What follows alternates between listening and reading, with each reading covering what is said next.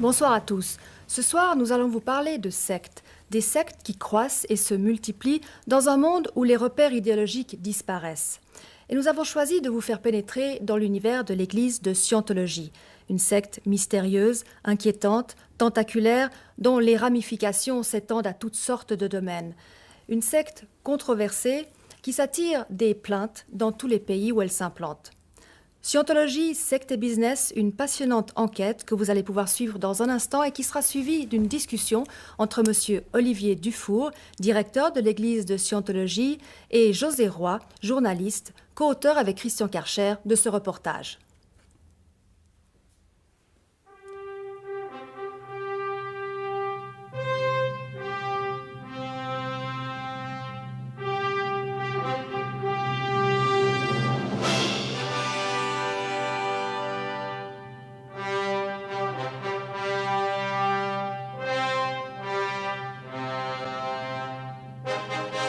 Il était une fois un auteur de romans de science-fiction, Lafayette Ron Hubbard, né dans le Nebraska aux États-Unis.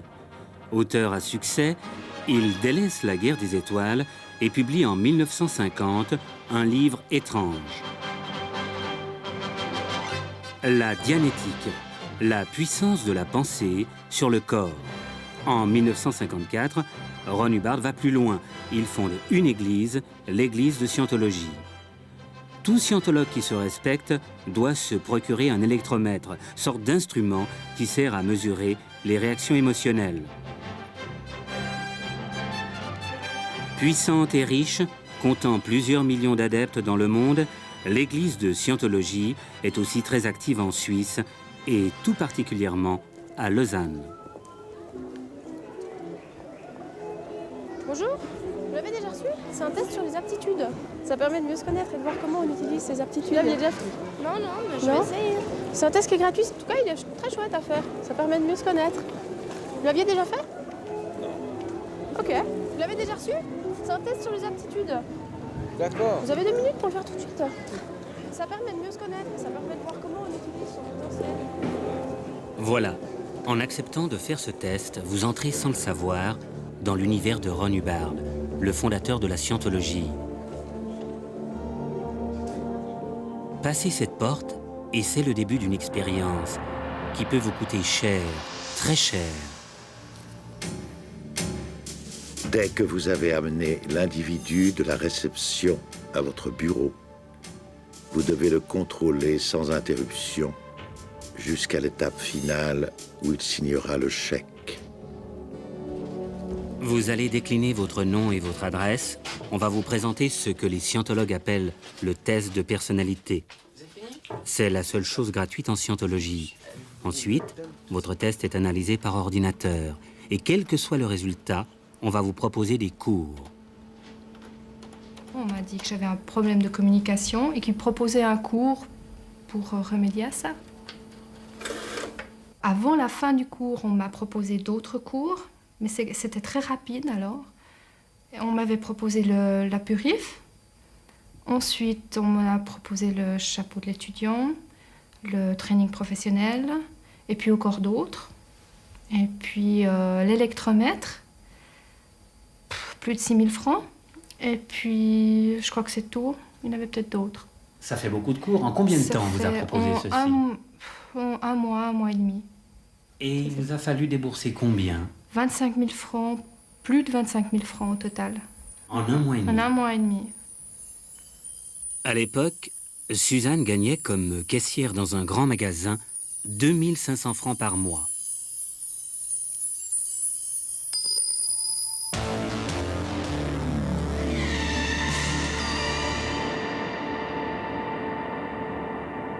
Ça a commencé par la filière normale, c'est-à-dire test de personnalité, et puis ensuite cours de communication.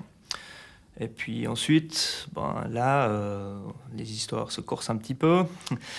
C'est-à-dire que 5 jours plus tard, on me propose des cours d'audition.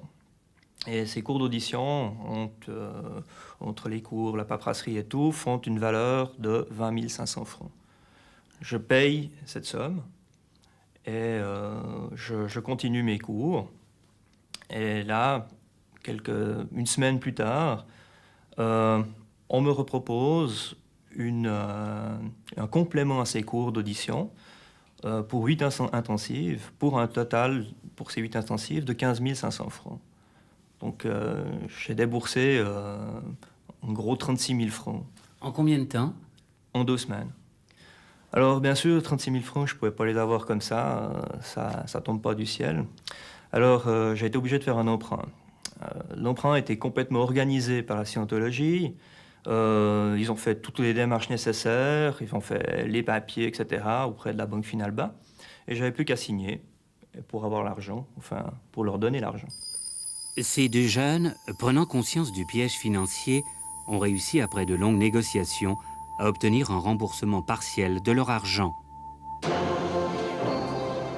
En Yougoslavie, L'église de Scientologie prétend compter 5000 membres en Suisse. Beaucoup de jeunes qui viennent se faire auditer, c'est-à-dire suivre des séances d'audition avec le fameux électromètre. Cette page a-t-il quelque chose que tu n'as pas entièrement compris? Non. Merci beaucoup, ton aiguille flotte.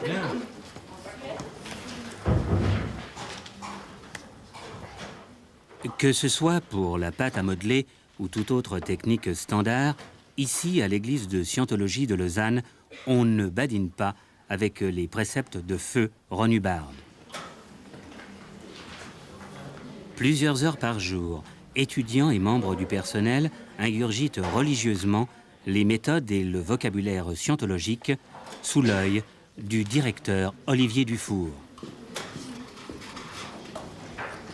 Malgré les cours de communication, aucun de ces étudiants que nous avons sollicités n'a accepté de parler devant la caméra.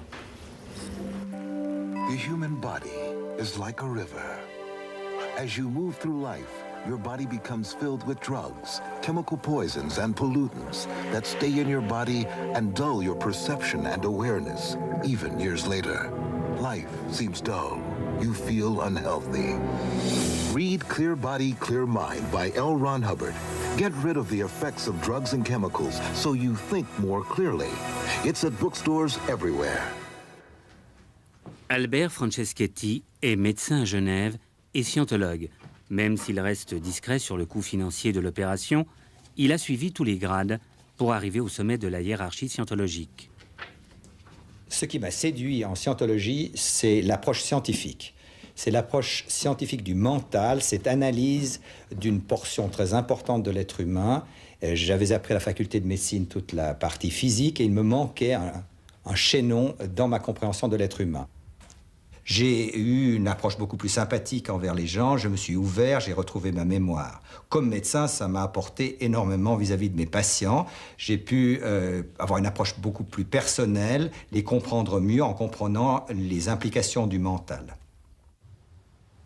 Cela fait 14 ans que je suis scientologue. J'ai gravi tous les échelons, un à un, en commençant par les grades, jusqu'au niveau de clerc, puis de clerc vers les niveaux confidentiels, les niveaux OT, depuis OT1 jusqu'au niveau OT8, la vérité révélée, qui est le dernier niveau actuellement disponible sur cette planète.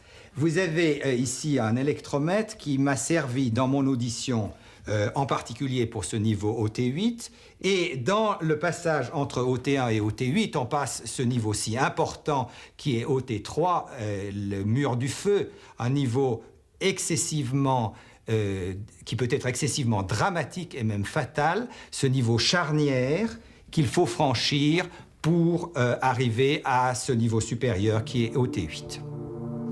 Le mur du feu, OT3. Derrière ce mur, que se cache-t-il? Aujourd'hui, nous sommes en mesure de vous révéler ce niveau qui peut être fatal, surtout pour votre porte-monnaie. Le niveau OT est un cours de niveau supérieur. OT signifie tétan opérationnel, nom que Ron Hubbard donne à l'esprit.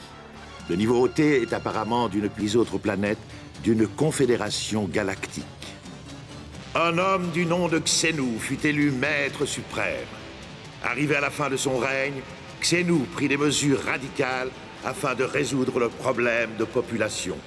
Il fit depuis cette époque, tous les êtres nés sur cette planète ont des grappes de tétan attachées au corps. OT3 peut rendre ces grappes inoffensives les obliger à se détacher de nous et se réincarner en des individus distincts. Après ce cours, vous voilà prêt à acquérir des pouvoirs surnaturels. Vous pourrez déplacer les objets ou quitter momentanément votre corps.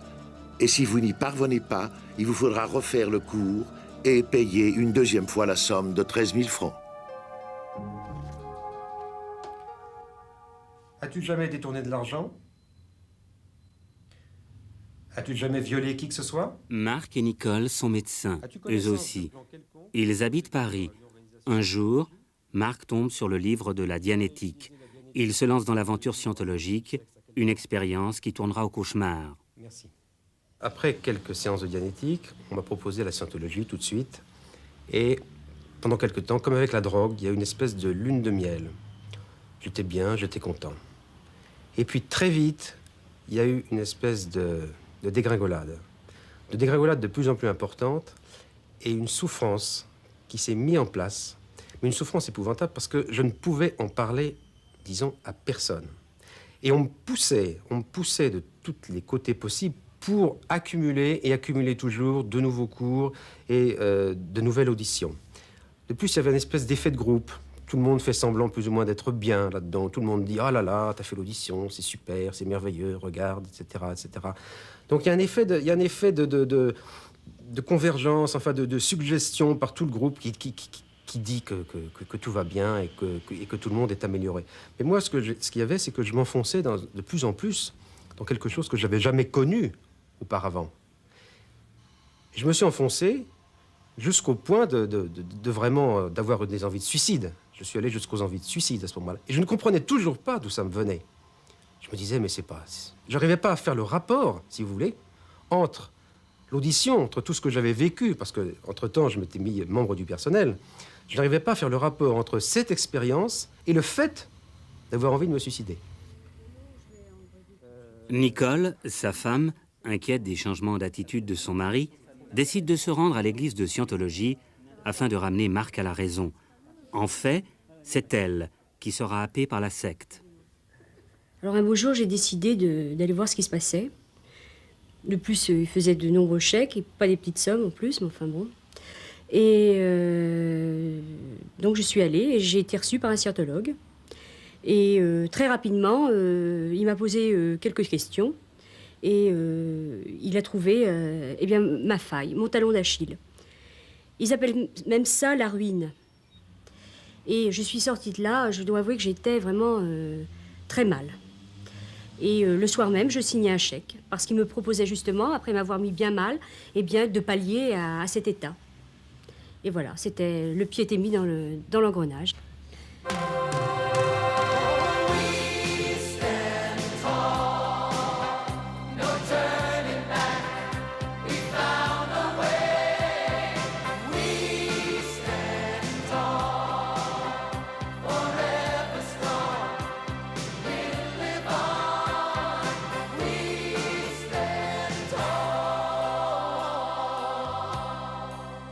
Mais vous n'étiez pas déconnecté de la vie quotidienne, de la vie réelle? Et oui, j'étais déconnecté de plus en plus.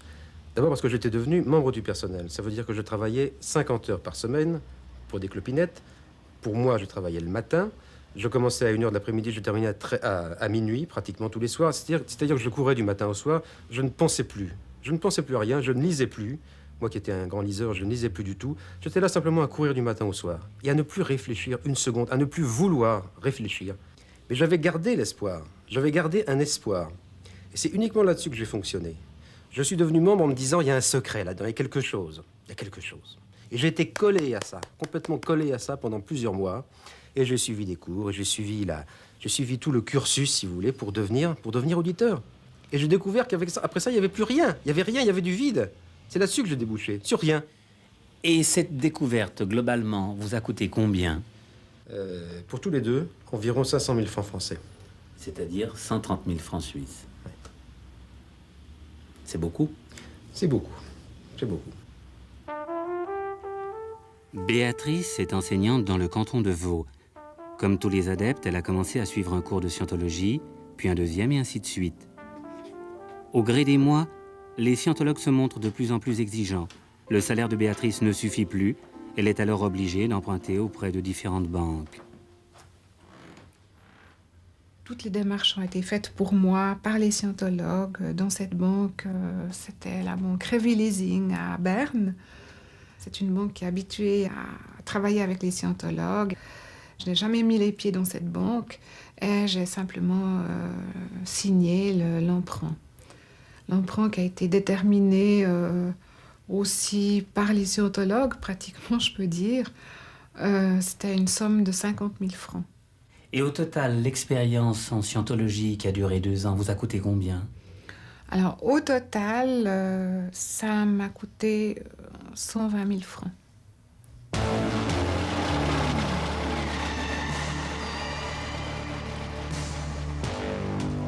Certains instituts financiers comme Revy Leasing, Pro Leasing, Sol Finance, basés en Suisse allemande, ont des relations très étroites avec l'église de Scientologie. Quand un membre ne peut pas payer les cours, l'église de Scientologie organise elle-même les emprunts.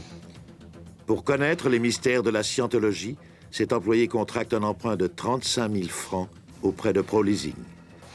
Avec un salaire de 2 900 francs, cette jeune adepte de la scientologie sollicite néanmoins 3 emprunts en moins d'1 mois pour un total de plusieurs dizaines de milliers de francs.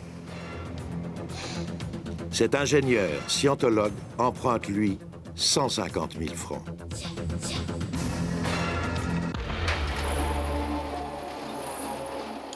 Pourquoi ces instituts, ces établissements bancaires font preuve de souplesse à l'égard des scientologues, d'autant qu'ils prélèvent jusqu'à 17,5% d'intérêt? Et puis, dans le cas de Sol Finance, la raison en est simple. Le président de Sol Finance est très généreux. Il fait partie des grands donateurs de l'église de Scientologie. Son nom, Jörg Bertha. Il ne faut pas oublier qu'à partir du moment où vous êtes rentré dans l'église, tous les scientologues fonctionnent comme des petits chacals, comme des petites hyènes. Ils vous ont trouvé votre faille. Et à ce moment-là, ils vont planter leurs dents dedans et ils vont secouer. Et ils vont secouer jusqu'à ce que vous n'ayez plus un sou. Ils vous font des gains, ils vous font faire des gains. C'est-à-dire que sur les cours ou sur l'audition, vous vous sentez plus ou moins temporairement bien. Alors ils se le disent entre eux. Ah, celui-là, il a fait des gains. Donc vas-y voir, il est bon. Il est bon, il est bon, il est mûr. On peut l'attaquer. Donc on va lui proposer des ventes de livres, des ventes des niveaux, des niveaux pour aller jusqu'au niveau supérieur de l'audition. Des 200, des 300 000 francs. D'un seul coup, on va lui proposer ça, juste au moment où il est suffisamment malléable pour qu'on le fasse. Il fonctionne vraiment comme des petits chacals.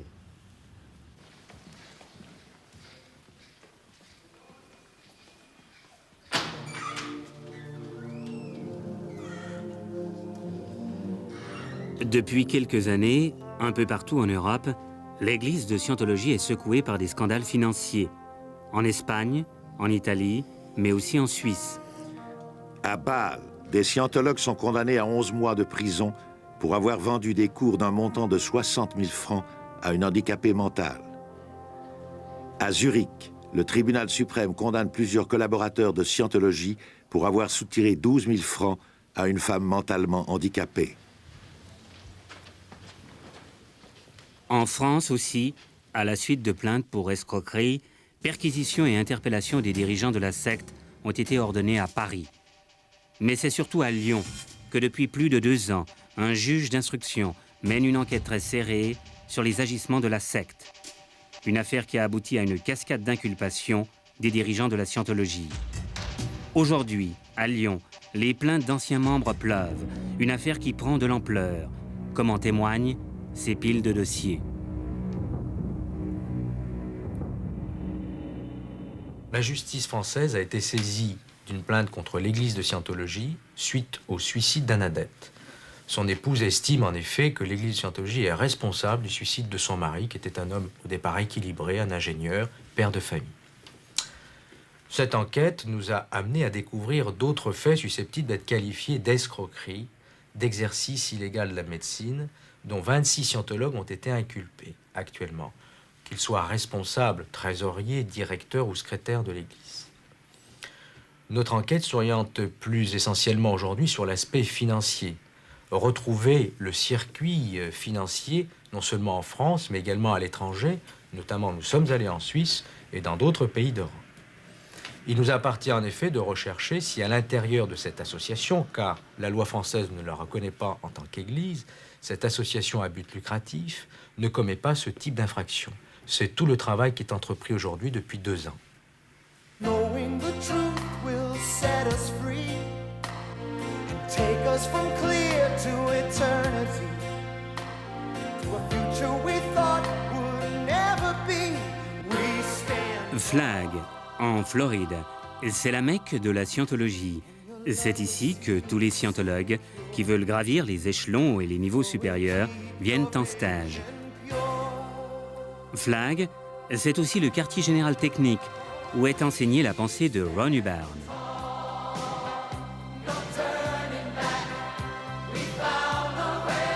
Et même si Hubbard est mort depuis 6 ans, tout sert à la glorification du gourou.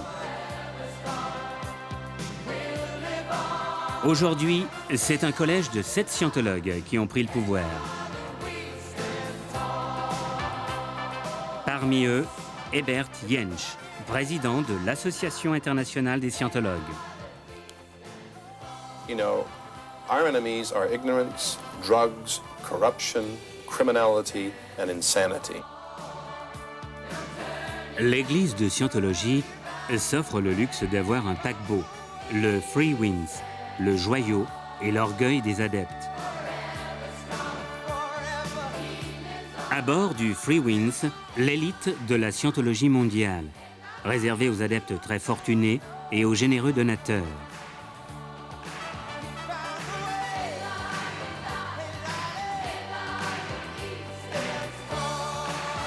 Quant aux 250 membres d'équipage, ils sont tous scientologues et fiers d'appartenir à la branche maritime appelée la Sea Organisation.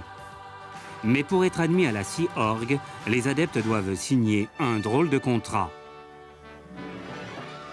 Contrat d'emploi pour la Sea Organisation. Je m'engage dans la Sea Organisation pour le prochain milliard d'années. J'y suis rentré en contractant un contrat d'1 milliard d'années. C'est-à-dire 1 milliard d'années pour cette vie-ci et les autres vies, à appliquer les maximes de Ron Hubbard, à les vivre, à les faire subir aux autres, afin que l'univers entier soit un jour scientologue. Et qui entre en scientologie, ou plus exactement dans la Sea Org? Sont en quelque sorte les gens qui, ayant franchi un certain cap à l'intérieur de la scientologie, désirent vivre tous les jours, quotidiennement, au niveau mental, au niveau psychologique, au niveau sexuel, selon ce qu'a décidé Ron. Ce sont des individus qui n'ont plus de libre choix, des individus qui n'ont plus d'existence en tant que tels, mais qui ont bien décidé de n'être que le reflet de la pensée de cet homme. C'est un régime paramilitaire. Ron Hubbard a travaillé dans l'armée, dans la marine, et de ce fait, il a calqué le schéma d'organisation militaire sur la Sea Org. Et nous fonctionnons sur les mêmes principes. C'est-à-dire que nous sommes le noyau dur chargé d'inspecter et de vérifier que la volonté de Ron Hubbard est bien appliquée dans chacun des établissements de dianétique ou de scientologie. C'est du fanatisme. C'est le fait de vivre dans un monde complètement coupé des limites de la réalité, en ayant décidé de s'abandonner complètement à un homme qu'on n'a jamais connu. Parce que finalement, très peu de gens ont connu Ron Hubbard. Mais un homme qui, par le moyen de ses écrits, a réussi à convaincre les gens de tout leur donner, y compris leur vie. Et alors, pour quelle raison vous avez décidé de rompre le contrat d'1 milliard d'années? Eh bien, parce que la scientologie se base sur un rêve qui est que l'homme est capable de tout.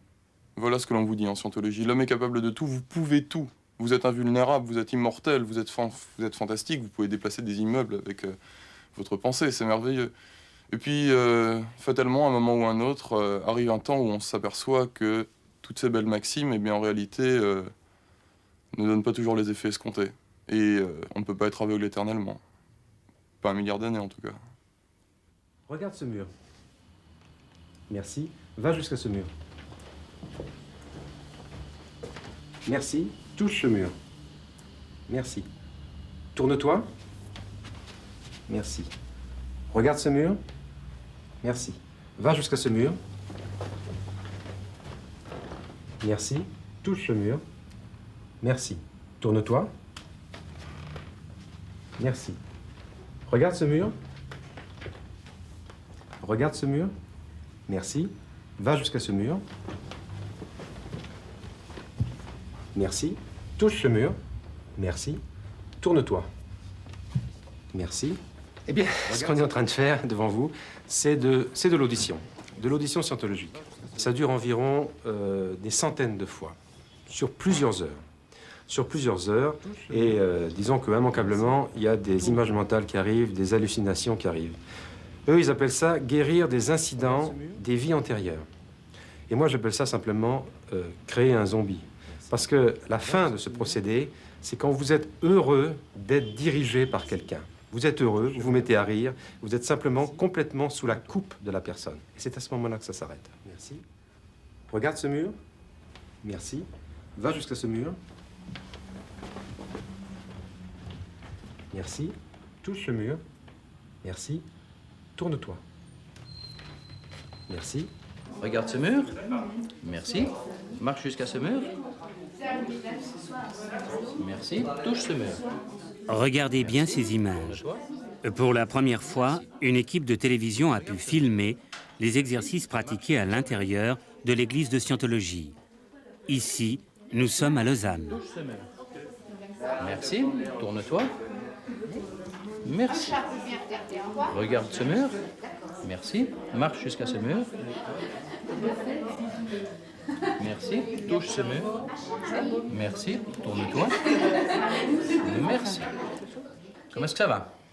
Ça va bien? Bien? Oui. Parfait. Je vois que je suis capable de faire. Oui, je pense, Bah ouais. hein. C'est sûr? Facile. Eh ben, c'est bien. T'es toujours en train d'enchaîner dans ton coin. Toujours. Moi, c'est pas normal. Ne grogne pas. D'accord. Bon, comment je pourrais te dire? Mais arrête de rester comme ça, putain, ça m'énerve. Mais dis quelque chose. Juste un tout petit mot. T'es un tout petit peu con dans ton genre. Oh, il est inutile de parler. Que ce soit à Lausanne ou dans n'importe quel centre de scientologie, on constate qu'il s'agit des mêmes méthodes qui visent à enlever tout jugement critique. Là aussi, aucun des scientologues n'a accepté de répondre à nos questions. Rien d'étonnant. Selon Ron Hubbard, les journalistes sont par définition des suppressifs, c'est-à-dire des ennemis. À la position D. Est-ce que tu comprends cela? Oui. Très bien. Change. Ok. C'est ok pour toi? Est-ce que tu as changé le stylo? Oui. Très bien. Lorsque je te demanderai de changer le stylo, je veux que tu changes le stylo du point D au point B. Est-ce que tu comprends cela? Oui. Très bien. Change. Est-ce que tu as changé cela? Oui. Très bien. Les scientologues ont la prétention de changer le monde. Ils dénoncent les carences de la société, l'abus des médicaments et s'attaquent aux fléaux majeurs de notre temps. Un peu partout dans le monde, ils ont créé des centres de désintoxication. Et la Suisse romande n'échappe pas à cette stratégie d'infiltration. Les scientologues ont ouvert un centre pour toxicomanes, au Plan-sur-B, dans le canton de Vaud. Narquenon, un centre pas tout à fait comme les autres. Nous aurions voulu savoir comment fonctionne ce centre et nous avons sollicité la directrice, Madame Hutemann, qui est scientologue. Dans un premier temps, elle avait donné son accord, puis elle s'est récusée. Il y a bien un médecin responsable, mais c'est le docteur Hutemann, c'est-à-dire le mari de Madame Hutemann, qui est lui aussi scientologue. L'encadrement est scientologue, les cours qui sont prodigués aux toxicomanes sont des cours de scientologie. Bref, Narquenon est bel et bien l'antichambre de la scientologie. Yann en sait quelque chose. Soigné actuellement dans un autre établissement, Yann a fait une cure de désintoxication à Narquenon. Il se souvient des méthodes de ce centre. En quoi consistait la thérapie à Narquenon? Eh bien, des cours, plusieurs cours, dont un cours de communication, le programme SONA, donc le Purif, et un cours d'intégrité personnelle et d'autres cours encore qui sont tous des cours de scientologie. Est-ce que vous saviez qu'il s'agissait de cours de scientologie? À ce moment-là, non. Et on vous disait quoi alors? Eh bien, que c'était tiré des théories d'un philosophe américain du nom de Ron Hubbard. Est-ce que vous saviez que Hubbard est le fondateur de la scientologie? Non. En somme, vous faisiez de la scientologie sans le savoir. Tout à fait, oui. Est-ce que vous aviez la possibilité de suivre des cours autres que des cours de scientologie? Non, aucun. aujourd'hui vous êtes renseigné. Selon vous, quelle est la différence entre les cours de Narconon et les cours prodigués à l'église de Scientologie? Ben, il n'y en a aucun. Pour moi, Narconon et la Scientologie, ça fait qu'un. Est-ce que vous avez utilisé le fameux électromètre? Oui, à la fin de chaque cours, on l'utilisait pour attester le cours. Que s'est-il passé quand vous avez terminé votre stage à Narconon? Vous vous souvenez? Bien là, j'avais donc pas d'appartement, pas de travail. Donc c'était soit je retournais en ville et puis j'avais des grandes chances de me planter, ou alors je continuais la Scientologie. C'est-à-dire je continuais à travailler pour Narconon. Et là, ils m'ont proposé de vendre des bouquins, ce que j'ai refusé parce que c'était pas ce que j'avais envie de faire. Des bouquins de quoi? De Scientologie. Uniquement? Oui. En fait, la surveillance de Narconon incombe à l'État de Vaud. Alors, est-il normal que Narconon soit géré par un médecin scientologue? C'est un centre de traitement qui est exploité par un médecin qui est au bénéfice d'un diplôme fédéral, et les médecins au diplôme de bénéfice fédéral, qu'ils soient protestants, catholiques, communistes ou scientologues, peuvent exercer leur art dans le canton de Vaud. Ensuite, est-ce que c'est, comme vous le dites, géré par des scientologues? Là, vous avez peut-être des informations que je n'ai pas. Ce que je peux dire, c'est que nous avons pris toutes les mesures pour protéger les personnes qui sont dans ce centre-là. Et alors, comment vous expliquez que certains toxicomanes, à la sortie de Narconon, dans la mesure où il n'y a pas de réinsertion sociale, soient happés par la secte, l'église de Scientologie? Là, je crois que quand on sort d'un traitement, on peut entrer dans un mouvement, on peut devenir idéaliste, on peut devenir individualiste, on peut devenir communiste, on peut devenir catholique, on peut devenir protestant. Cela, monsieur, j'ai pas le droit, moi, de juger les consciences. J'essaie d'appliquer la loi, et c'est un domaine où nous le faisons. Comment vous jugez le fait que Narconon soit géré par des scientologues? Alors, ce qui me gêne et fait que je ne peux pas accepter la démarche de Narconon, c'est qu'en fait, pour le toxicomane, qui est par définition quelqu'un qui est habitué et qui est un malade de la dépendance, on assiste à un déplacement, en fait, de cette dépendance. De la drogue produit, c'est la drogue secte qui intervient et qui fait qu'au fond, on manipule le psychisme et la fragilité du toxicomane. Et alors, quand on sait que pour arriver à permettre à un toxicomane de retrouver sa liberté, il y a toute une démarche importante à lui permettre de vivre, eh bien, personnellement, je peux que m'opposer à ce qu'une secte comme la Scientologie puisse avoir accès auprès de jeunes adultes aussi fragiles que les toxicomanes et puissent avoir un rôle à jouer dans leur désintoxication, parce que pour moi, désintoxication signifie retrouver sa liberté, ce qui n'est pas le cas dans ce type de démarche. C'est en qualité d'éducateur que L. Ron Hubbard développa la première technologie d'étude qui fonctionne vraiment et qui permet de découvrir comment étudier et comment apprendre. La scientologie a voulu s'infiltrer aussi dans les écoles. Pour l'heure, c'est plutôt un échec. Toujours dans cette volonté d'expansion, la scientologie prétend favoriser l'esprit de famille et résoudre les problèmes de couple. Soucieuse de son image, la scientologie se montre sous un aspect paisible, souriant, charmeur. Mais derrière cette image se cache une secte qui n'hésite pas à déchirer un couple si l'un des conjoints résiste ou ne succombe pas aux thèses du maître à penser.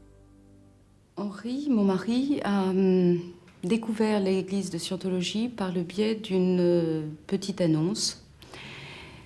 Apprenez à mieux communiquer. Donc il s'est engagé par des cours de communication à l'église de Scientologie. Immédiatement après, il a suivi d'autres cours.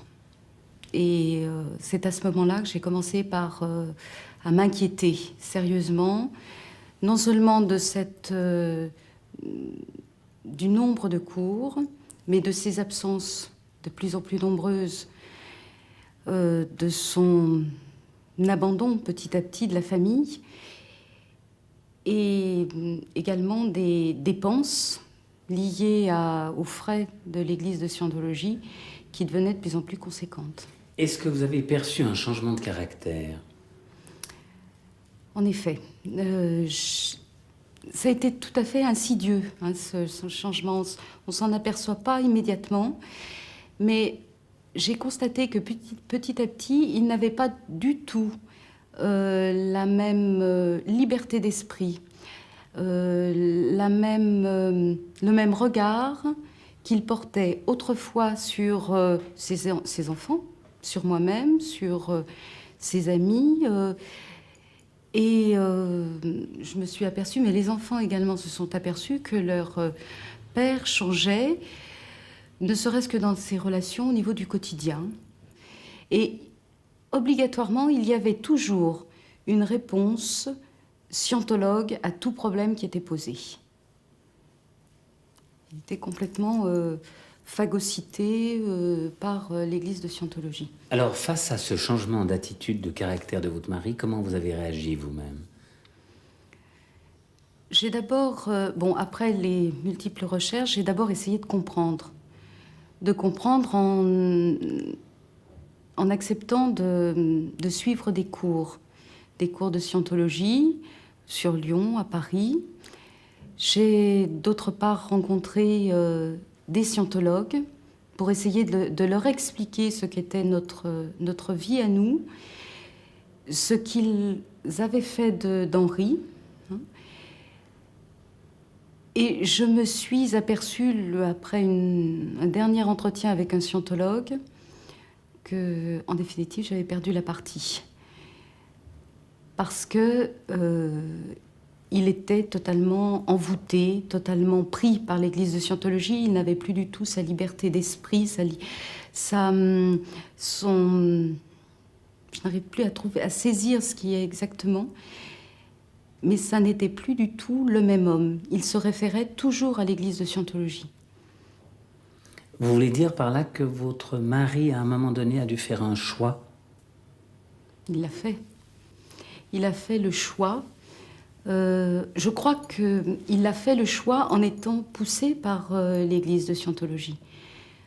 On lui a demandé de choisir entre nous, c'est-à-dire ses enfants et moi-même, ou la Scientologie. Et il l'a fait, ce choix. Donc nous en sommes arrivés à une rupture. Vous étiez un couple uni? Nous étions un couple uni, oui. Après 17 ans de mariage, oui. C'était un couple uni.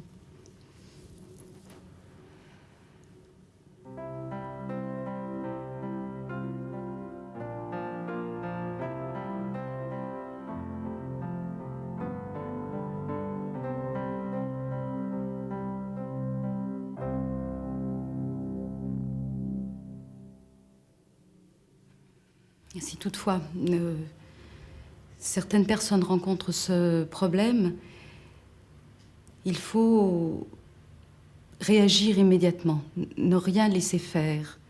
Réagir parce qu'on ne peut pas se permettre de perdre du temps avec l'Église de Scientologie.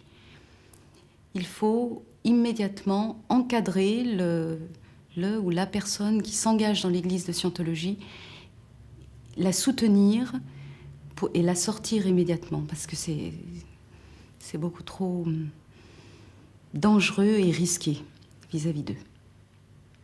Vous regrettez d'avoir été, je dirais, trop conciliante au départ? Oui, c'est mon grand regret. J'ai essayé de me débrouiller, entre guillemets, seule face à eux. Je n'ai pas pu. Ça a été un échec total.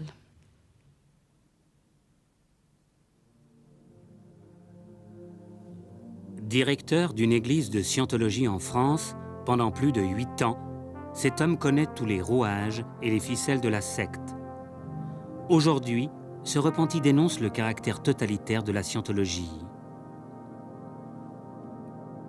Est-ce qu'on a le droit d'être critique en scientologie? Qu'est-ce qui se passe quand on est critique? Alors très rapidement, dès les premiers jours pratiquement, vous devenez un membre du système scientologique, vous apprenez que la critique provient des mauvaises choses que vous faites vous-même, contre la scientologie ou contre d'autres gens. Comme vous êtes persuadé qu'effectivement vous n'êtes pas parfait, ce qui est vrai, hein, personne n'est parfait, quand vous vous mettez à critiquer la scientologie, on vous laisse l'impression qu'en fait c'est de votre faute, et donc on vous emmène en quelque sorte à faire votre autocritique, on retourne l'arme contre vous-même, puisque vous critiquez, c'est que vous avez fait des choses qui ne sont pas vraiment idéales. Et donc, on vous les fait cracher, on vous les fait dire, on vous fait vous confesser.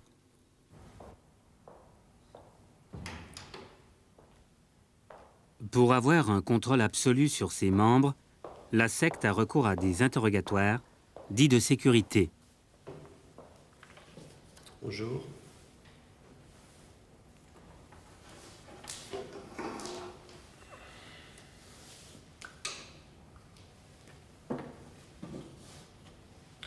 As-tu jamais détourné de l'argent? As-tu jamais pratiqué l'homosexualité? As-tu jamais couché avec une personne de race différente?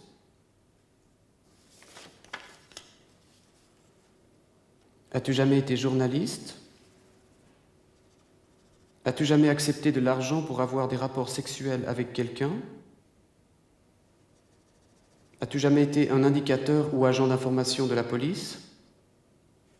As-tu jamais été membre du Parti communiste? As-tu jamais causé du tort à la dianétique ou à la scientologie? As-tu connaissance de plans quels qu'ils soient contre la scientologie? As-tu jamais eu des pensées inamicales au sujet de Ron Hubbard? As-tu jamais eu des pensées inamicales au sujet de Ron Hubbard? As-tu jamais eu des pensées inamicales au sujet de Ron Hubbard? Merci. Hors de scientologie, il n'y a pas de salut. C'est l'un des principes de la secte. Pour Ron Hubbard, la meilleure stratégie de défense reste encore l'attaque. Dans la revue Impact, magazine de scientologie, Ron Hubbard explique clairement sa méthode. Ne discutez jamais de la scientologie avec une personne critique. Discutez uniquement de ses crimes, connus ou inconnus. Et agissez avec la certitude absolue que ces crimes existent. Nous ne trouvons aucune personne qui soit critique vis-à-vis de la scientologie et qui n'ait pas un passé criminel. Essayez cela sur la prochaine personne critique. Comme tout le reste en scientologie, ça marche.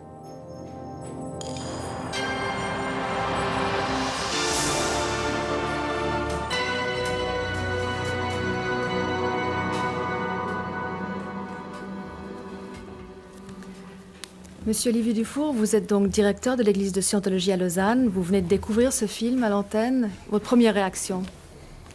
Alors, ma première réaction, c'est que si je ne faisais pas de Scientologie depuis 16 ans, j'aurais très peur. Vous avez bien réussi votre travail, monsieur Roy, bravo. Et ce qui est intéressant, c'est que ces attaques de ce genre-là existent depuis 40 ans, au moins, enfin dès la parution des livres de Dianétique. Et malgré ces attaques, qui sont du reste toujours les mêmes, on revient sur le problème de l'argent, sur le problème de contrôle, etc. Malgré ces attaques continues, qui se répètent tous les 6 mois ou chaque année, il est réjouissant de voir, en tout cas pour moi, peut-être pas pour vous, que plus de 250 organisations de scientologie existent dans le monde, 500 missions qui font le même travail que nous, que la scientologie atteint des buts et que quand même une grande partie de la population, vous avez montré quelques dizaines de personnes, mais quand même 10 personnes sur les peut-être 30 000 ou 40 000 scientologues qu'il y a en Europe, ou les 4 à 5 000 qu'il y a en Suisse, c'est peu. Les autres arrivent à améliorer leur vie, et c'est leur décision d'améliorer leur vie, et vous ne montrez pas du tout l'aspect religieux de la scientologie. Vous avez montré beaucoup de banques, mais pas le fondement même de qu'est-ce que c'est que la scientologie. J'aimerais répondre à M. Dufour. Bon, je ne suis pas surpris que M. Dufour n'ait pas apprécié ce reportage. Sur l'aspect religieux, je dirais que j'aimerais revenir plus tard. Si vous voulez, moi, en tant que journaliste qui ai mené cette enquête avec le réalisateur Christian Karcher, j'aimerais quand même néanmoins dire que les faits, malheureusement, résistent. Ils sont têtus. Nous avons rencontré, non pas des dizaines, mais des centaines de personnes qui ont vécu les mêmes choses. Ces victimes ne se connaissent pas.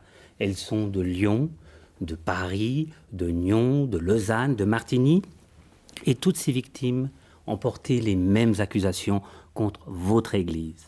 Ces gens ne se connaissent pas. Il n'y a pas une sorte de complot contre la scientologie. Ces gens ont été victimes. Mais je comprends très bien ce que vous voulez dire. J'aimerais juste vous Je vous en dire. prie. Et ces témoignages sont basés et étayés par des documents, des factures. Ces gens nous expliquent le mécanisme. Vous avez un mécanisme qui est bien rodé, c'est ce qui fait votre force. C'est une opération charme qui se termine par un jackpot. Ça se résume à ceci. Et moi, en tant que directeur d'un mouvement comme le vôtre, d'une secte, je serais catastrophé de voir que ce mouvement engendre autant de victimes et de désastres. Merci. Ça, c'est la première question. Oui. Et Monsieur Dufour, accordez-moi juste ceci, Vous puisque venez c'est la, d'avoir 40 c'est la minutes, première si vous fois, c'est la première fois que véritablement je peux vous poser une question. Vous avez dit, on ressasse toujours les mêmes choses. Moi, j'aimerais vous poser une question à titre personnel. Allez-y. J'aimerais que vous confirmiez auprès des téléspectateurs que le texte que nous avons cité est bien de Ron Hubbard. Je vous le rappelle, ne discutez jamais de la scientologie avec une personne critique, discutez uniquement de ses crimes, connus ou inconnus, et agissez avec la certitude absolue que ces crimes existent, parce qu'ils existent. C'est votre religion. Alors vous reconnaissez que c'est M. Hubbard qui a écrit cela? Alors, vous sortez ce texte-là, moi je ne l'ai jamais lu, je peux vous dire que Vous je ne n'avez l'ai jamais jamais lu. Je ne l'ai jamais lu. En tant Écoutez, que vous êtes... directeur de l'Église de Scientologie? Laissez-moi parler, s'il vous plaît. Vous êtes en train de sortir peut-être 30 mots d'une œuvre d'un homme qui compte peut-être 14 millions de mots, qui compte 5000 conférences, etc., etc. Vous prenez une phrase sortie de son contexte. Nous, quand on discute avec une personne, on discute avec cette personne simplement pour voir quel est son but dans la vie. Est-ce qu'elle a l'intention de s'améliorer? Si oui, vous pouvez le faire. Est-ce qu'elle a l'intention que sa famille aille mieux? Si oui, elle peut le faire. Si elle a l'intention d'être plus à même de mener au bout ses responsabilités, son travail, et c'est ce qu'elle cherche, oui, elle peut le faire. Et on lui donne exactement ce qu'il faut pour qu'elle puisse le faire. Oui, Voyez-vous? alors, écoutez, je suis totalement stupéfait que vous me disiez que vous ne connaissiez pas ce texte, pour la simple et bonne raison que je l'ai trouvé tout naturellement dans une revue qui est le magazine international de l'Association des scientologues, c'est donc le magazine Impact, vous connaissez le mot, le magazine Impact, et que ce texte, on le trouve sous la plume de Hubbard, votre gourou, avec sa photo, sa signature, voilà. Et, chose très intéressante, ce texte est en gras. C'est vous-même qui le sélectionnez comme un texte de référence. Pour ceux qui connaissent l'anglais, ils pourront traduire d'eux-mêmes, à savoir, nous ne trouvons pas de critique de scientologie qui n'ait pas un passé criminel. Et ça m'étonne énormément, monsieur Dufour, que vous ne connaissiez pas ce texte, parce que l'Église de Scientologie, je termine juste là-dessus, l'Église de Scientologie, donc la vôtre en Suisse, on est en Suisse maintenant, photocopie la traduction française de ce texte, permettez que je la montre, derrière l'attaquant, et vous allez trouver une traduction très fidèle à la page 3, toujours signée de Ron Hubbard, qui dit donc « Ne discutez jamais de la scientologie avec une personne critique, discutez uniquement de ses crimes connus ou inconnus. » Voilà la littérature que vous donnez à vos membres, à vos jeunes membres. Alors, vous êtes en train de citer deux phrases de ce fascicule, qui est du reste français et non pas suisse, et qui est sorti de son contexte. Quand une personne est agressive ou qu'elle attaque, il est évident qu'elle a peut-être quelque chose à se reprocher. Si, regardez bien, si il y a une totale compréhension et affinité entre les êtres, ils chercheront à se comprendre mieux, pas à s'attaquer. Le seul problème, le seul but qu'on a en scientologie, c'est de faire qu'entre les gens, il y ait cette compréhension mutuelle qui fait que personne ne juge l'autre, personne ne lui demande quoi que ce soit, si ce n'est de le comprendre complètement. Et c'est seulement quand on comprend complètement les gens qu'on peut arriver à les aider. Non, mais alors on va revenir. Vous me dites qu'il faut comprendre les autres. Vous considérez les non-scientologues comme des criminels. Absolument. Mais c'est écrit, c'est pas moi qui l'ai écrit, c'est Ron Hubbard. Absolument pas. Je veux dire que je n'ai pas inventé ce texte qui est en exergue dans votre magazine. Les non-scientologues sont des criminels, monsieur. Si je vous considérais comme un criminel, je ne serais pas en train de parler avec vous. D'accord? Je m'excuse, je considère le fait que votre gourou, votre fondateur, a déclaré que toute personne qui n'est pas scientologue a un passé par définition criminel. Mais vous êtes s'il n'en a pas un, il faut en trouver un. Monsieur, de changer ce que vous venez de me dire tout à l'heure. Vous me dites quelqu'un qui n'est pas scientologue est un criminel, montrez-le-moi où c'est écrit. Mais c'est écrit ici, et vous avez fait une traduction. Un non-scientologue est un criminel, monsieur. Je vous m'excuse, travestissez la c'est un vérité. texte qui est traduit littéralement, et ce texte, vous le confirmez comme un texte de Hubbard. Un non-scientologue est un criminel, c'est écrit là. C'est écrit. Ne discutez pas de scientologie avec une personne critique, discutez uniquement de ces crimes connus ou inconnus et agissez avec la certitude absolue que ces crimes existent. Est-ce que c'est ça votre philosophie? Mais dites-moi, je répondais, est-ce que c'est ça votre philosophie? Monsieur, il n'est pas écrit qu'un non-scientologue est-ce que c'est ça votre philosophie Absolument d'amour pas. Alors je vais vous parler et d'union? Alors laissez-moi parler de notre philosophie, monsieur. Notre philosophie, elle est celle-ci. Chaque individu, vous aussi, et vous, madame, et moi-même, et tous ceux qui nous écoutent, sont des êtres spirituels. La base même de la philosophie de la scientologie, c'est qu'on a affaire à des êtres spirituels. Et ce qui fait que la scientologie peut marcher, c'est qu'un axiome fondamental, vraiment fondamental, c'est que tous ces êtres spirituels sont fondamentalement bons et fondamentalement capables. Fondamentalement bons et fondamentalement capables, tous. Bien, à partir de cet axiome, on peut faire que chaque personne retrouve cette qualité essentielle qu'il a en lui, d'être fondamentalement bon et capable. Et de cette manière-là, de plus en plus, il sera relié aux autres par cette compréhension-là. Et c'est pour ça que nous sommes une religion. Chaque être spirituel étant relié l'un à l'autre forme un tout qu'en scientologie, on appelle l'être suprême. Bon, Monsieur Dufour, moi j'aimerais vous poser une question. Vous dites, vous définissez vous-même comme une église. Oui. Est-ce que vous avez vraiment le sentiment d'être une église? C'est une bien drôle d'église. Non, pas du tout. Moi, c'est la première fois. J'ai été élevé dans un milieu très religieux. J'ai reçu les fondements de l'éthique dans ma vie. J'ai appris à vivre par cette religion.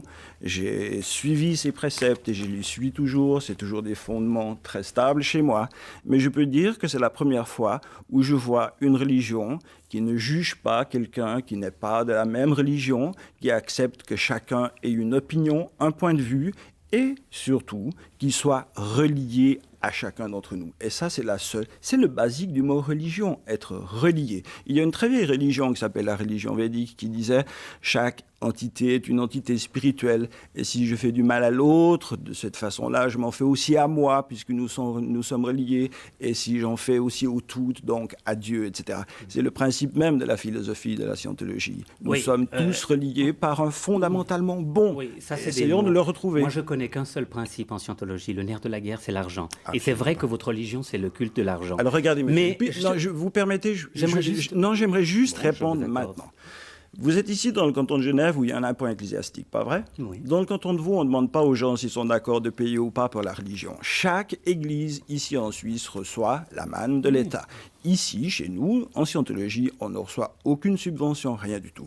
La seule raison pour laquelle on doit demander un échange, qui est sous forme d'argent, c'est vrai, c'est que nous avons besoin de subvenir à nos besoins, nous avons besoin de payer le personnel, nous devons survivre en tant qu'organisation. Et je vais vous dire quelque chose, quand j'ai entendu ces prix, je ne sais pas comment vous avez fait pour tirer des prix pareils, je vais vous dire quelque chose. Vous contestez les prix? Laissez-moi vous dire quelque chose. Maintenant, vous pouvez regarder sur la liste officielle des prix de la scientologie, ici à Genève ou à Lausanne. Quelqu'un qui veut devenir clerc, vous avez parlé clerc, c'est-à-dire qu'il est libéré vraiment de tout son passé, qui le retient, qui l'abère, et qui étudie pour le devenir. Il a à peu près pour 3 ans d'études, il va auditer quelqu'un, ce quelqu'un va l'auditer, etc. Eh bien, en faisant le calcul, vous verrez bien, vous trouvez le prix de l'heure de ces cours à 20 francs. Oui, mais ça pour moi, ça ne veut rien dire du tout. Mais ça veut dire quelque chose de très précis, excusez-moi. Pourquoi ça ne veut rien dire du tout. Oui, alors dites-moi pourquoi pour vous, ça ne veut rien dire. Vous vous appelez Église, pour moi c'est un faux débat, dans la mesure que vous s'appeliez mouvement, secte, ça n'a aucune importance. Ce qui m'intéresse, c'est ce qui se passe derrière les murs de votre église. Oui. C'est-à-dire, pour vous, l'église... Ce qui se passe derrière les murs de notre église, je vais vous dire quelque chose. Contrôlée. Vous avez pris... Non, laissez-moi terminer. Non, mais vous avez... Ce qui se passe derrière notre église... Regardez, madame, vous pourriez lui dire de se taire un peu. Il a parlé pendant 45 minutes. Vous me laissez au moins 5 minutes. Je voulais juste terminer ceci. Vous avez dit que ça coûtait 20 francs. Je ne peux pas laisser passer ça. L'heure. Ou l'heure. J'aimerais dire ceci. D'abord, vous êtes inscrit au registre du commerce, vous faites des bénéfices. Moi, ce qui m'intéresse, c'est ce qui se passe à l'intérieur de l'Église. Et qu'est-ce qu'on constate à l'intérieur? C'est qu'il y a une opération de séduction au départ, et très vite, le jackpot tourne, car se cachent des méthodes de conditionnement. une machine de guerre commerciale qui amène des jeunes qui gagnent 3 000 francs. Laissez-moi terminer. Vous l'avez dit dans l'émission, alors laissez-moi au moins le corriger. Des jeunes qui gagnent 3 000 francs à contracter des emprunts de 36 000 francs. On est loin des 20 francs à l'heure. Écoutez, monsieur, je vais vous dire quelque chose, et ça, c'est très intéressant. Et je l'ai pris là parce que ça me fait quand même plaisir. Vous vous rappelez peut-être d'une émission qui était Table ouverte, où il y avait un jeune scientologue qui était arrivé ici en disant « J'étais jeune, on m'a séduit, on m'a fait payer 30 000 francs, etc. etc. » Il était supporté par une association qui s'appelle l'Association pour la défense des individus et de la famille. Vous connaissez ADFI. Bien, ce jeune garçon avait fait la une de toutes les radios, des télévisions, de tous les journaux, etc. Et quand même, dans la Suisse du 6/2/1992, on peut lire ceci, rectificatif. Moi, monsieur Auderset, ex-scientologue, retire sans réserve les accusations parues dans vos colonnes le 1er décembre 1988 à l'encontre de l'Église de Scientologie. En fait, j'accusais la dite Église d'inciter des mineurs à faire des emprunts bancaires et de dépenser l'argent ainsi obtenu pour leurs prestations. Je le retire sans réserve et m'excuse auprès de qui de droit. Je m'excuse, ce personnage ne fait Mais figure pas dans l'émission. Ce personnage a fait la une de tous les journaux, de toutes les radios et de la télévision. Je constate que sur les 45 minutes, il n'y a aucun élément que vous pouvez contredire. Et les téléspectateurs seront témoins. Il y a des jeunes qui ont 20-25 ans, qui touchent 2 500, 3 000 francs par mois, et qui, en l'espace de 2 ou 3 semaines, vous décrochez pour eux des emprunts orchestrés par la scientologie de 30, 40, 50 000 francs. Monsieur. Alors cessez de dire ça coûte 20 francs l'heure. D'abord, légalement, nous ne sommes pas dupes. Monsieur, légalement, vous savez très bien que n'importe quel organisme bancaire, et vous avez parlé de banques en Suisse allemande, etc. Nous, ici, nous sommes à Lausanne, et ces banques-là, on n'a jamais touché, pratiquement jamais, sauf en 1986. Vous savez très bien que légalement, avec un salaire de 2 300 francs, une banque devient illicite si elle donne un prêt pareil. Et vous le savez très bien. Ils ont juste menti. Tout simplement parce que vous êtes ont juste dans la menti, course, monsieur. que vous cautionnez, que vous allez vous-même chercher l'argent en monsieur, accord soyez avec votre logique. membre. Si une banque ne peut pas légalement donner cet argent pour quelqu'un qui gagne 2 300 francs, vous avez été dupé quand ils vous ont dit ça parce que c'est un mensonge. Mais ils ne m'ont pas menti. Nous avons les documents qui démontrent qu'ils touchent 2 500 francs et qu'ils ont pu contracter des emprunts de 30-40 000 francs monsieur, en accord avec la scientologie. C'est votre machine de guerre. Elle est démasquée. Il faut qu'on sache cela. José, n'oublions pas, vous avez parlé. José, monsieur Dufour, nous arrivons au terme de ce débat. Oui. Je suis désolée, nous n'avons pas pu poser toutes les questions. C'est dommage quand même que je sois l'invité. Après que monsieur ait fait son émission de 40 minutes, il aurait peut-être pu me laisser parler un petit peu plus. Il a dit exactement la même chose dans son émission. C'est une idée fixe chez lui. Simplement, l'éthique légale ne permet pas de faire ce qu'il vient de dire, obtenir 50 000 francs de prêt pour quelqu'un qui gagne 2 300 francs. Je crois qu'il a accepté un mensonge, simplement. Il n'y a pas de mensonge, je vous interdis de parler de mensonge. C'est illégal, et vous le savez très bien. Cette émission va se terminer. Vous voyez, la scientologie est une secte très controversée. Ce que je veux dire aussi, c'est qu'il y a des portes ouvertes toutes les semaines et chacun peut venir voir de son visu comment ça se passe. D'accord, très bien. Alors, comme vous le voyez, c'est une secte donc très controversée. Vous avez vu le film, le reportage, l'enquête de José Roy et Christian Karcher. Vous avez entendu monsieur Dufour. À vous maintenant de juger. Voilà, nous arrivons donc au terme de cette émission. Merci de l'avoir suivi. Bonne soirée à tous et excellente semaine. Et à la semaine prochaine d'ailleurs, avec tout de suite un extrait du reportage que vous verrez à ce moment-là. La semaine prochaine, Temps présent vous révélera comment des milliards de francs ont été détournés en Italie après le tremblement de terre qui a dévasté le sud du pays en 1980. 12 ans après le séisme, des milliers de personnes vivent toujours dans les abris de fortune.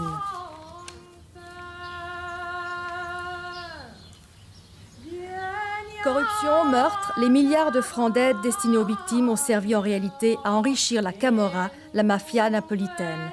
Une enquête à ne pas manquer, Le Bon, le séisme et le truand, jeudi prochain, Temps présent.